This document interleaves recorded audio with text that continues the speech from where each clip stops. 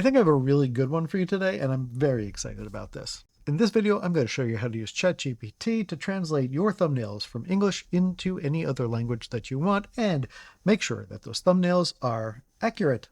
YouTube does this thing that I don't think a lot of people know, and it does it automatically, and it could make you a lot more money.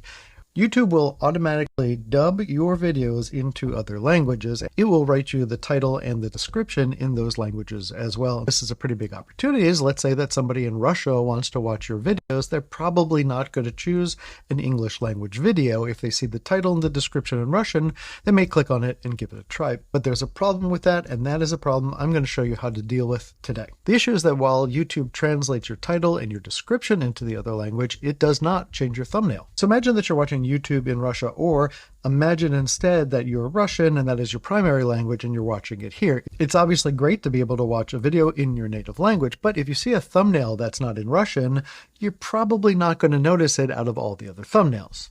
And as of right now, YouTube doesn't translate your thumbnails for you. In this video, I'm going to show you the system that I built to automatically translate thumbnails and to get them correct, both grammatically and idiomatically. In other words, you won't get a thumbnail that you think says, "It mows, it trims, you relax," but actually says, "Mother was a hamster and your father smelt of elderberries." In the description below, you can find a link to instructions on how to do this and the file you can just drop into ChatGPT in order to get this process going. So I'm going to come over here to French. I'm going to click on French. I can see that the title and the description are written in French, and I can play and hear what I sound like. C'est la quatrième tondeuse de vache que j'évalue. Et à chaque fois, And then this over here shows that the title and description were published and that there is no thumbnails. You only need two things to do this: the thumbnail, of course, and the instructions that tell ChatGPT how to do this. So the reason that this can work so well is that this instruction tells ChatGPT to launch multiple agents to do different things. You can think of your agent like an assistant. Let's say that you have one assistant and you tell that one assistant to go and translate something into French. That one assistant has to take the thing, look up how to say it in French, and then make the new thumbnail in French. But what happens when that assistant doesn't do that right? You end up with the wrong thing. In this case, this solution is going to spawn multiple agents. And so there will be one that looks at the thumbnail, one of them that translates the thumbnail, one of them that reads that translation to make sure that it's right, and then one of them that makes the thumbnail. You might think, well, it's all ChatGPT anyhow, right? Doesn't matter what you ask it to do. It's all going to be one brain, but it isn't. When you ask it to make a new agent, it sort of partitions that off as another version of itself. Sort of like an AI where we would say something like, "You're going to act like my real estate agent," or "You're going to act like my doctor," right? You're giving it different personalities that will stay in their lane and do the things you tell them to do. The very first thing you want to do is come over to ChatGPT and you make a new project. Now, I already have a project for doing this, but we'll start a new one from scratch. I want to save it locally, and you have to add a folder that it can read. Right now, I have a folder selected already, new ChatGPT, thumbnail translation. So I'm just going to say open. And project name, I'm going to say Agent Baltic Thumbnail Translations.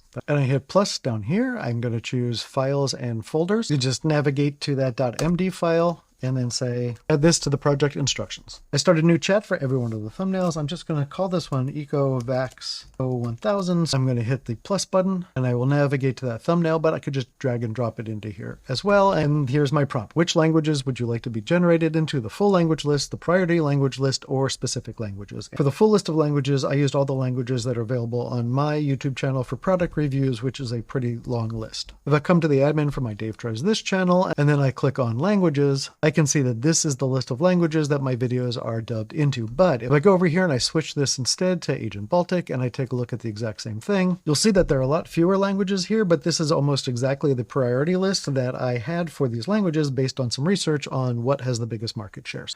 So if you don't have all the languages that my other channel has, or you don't want to translate into them, you can change in here what you consider to be the full list and the priority list. So I could, for example, say, add Ukrainian to the priority list. I could also do something like do the priority list, but take out Japanese, things like that. So it's already started to work at this point. Here we see the different languages and we see what is already translated those languages into it. So this one has told us that each version keeps the first two lines white and the final line yellow, which is how it was in the thumbnail. And then please approve the copy or tell me what to change. So I don't speak any of these languages. I mean, I speak French, but not like thumbnail French. So I can't really approve any of these. And so I've learned that it does this very, very well. At least it does it well enough that I'm comfortable posting these for other languages. And so I normally just tell it to generate the thumbnails. But if you're worried about it the first couple of times you're running it, I just type, have an agent translate this back into English and show me the list. I will have a separate reviewer translate each proposed headline back into English so you can compare the meaning.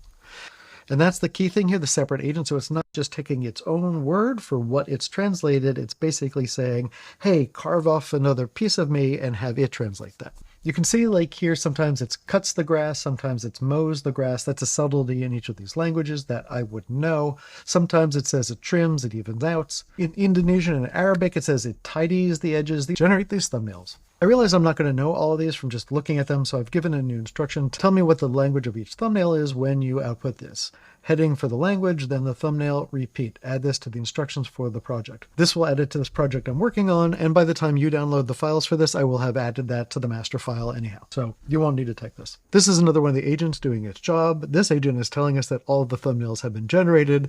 Now it is taking a look at the thumbnails to make sure that the text works properly across the thumbnail. While it's rendering those thumbnails, let me mention that before you translate a thumbnail, you want to start off with a good thumbnail. And for that, you should try vidIQ. vidIQ is an AI-powered YouTube platform that works directly alongside YouTube to help creators find ideas, optimize their thumbnails, titles, descriptions, and keywords, and then you can make smarter decisions about what to publish next. Even new video ideas so that all the pieces of your upload and your projects are working together. This isn't sponsored by vidIQ, but I do have an affiliate program where you can get vidIQ for $1 for the first month. All you need to do is click the link in the description below, scan this QR code, or use this short URL that's there at the bottom of your screen. Here's one of my images where vidIQ does not like the thumbnail. Here's the thumbnail, very low score. I'm going to click on this, and you can go through and try as many thumbnails as you would like. So I had to generate 3 thumbnails for me, and each of these cases, it got rid of the big crowded text I had and made the text much more simple. This is the version of it with my likeness. My body looks a little bit weird. I'm going to grab an image of me that I already have. So I actually like this. It replaced the me that was AI generated with a me that was me generated, and now I really like this thumbnail image.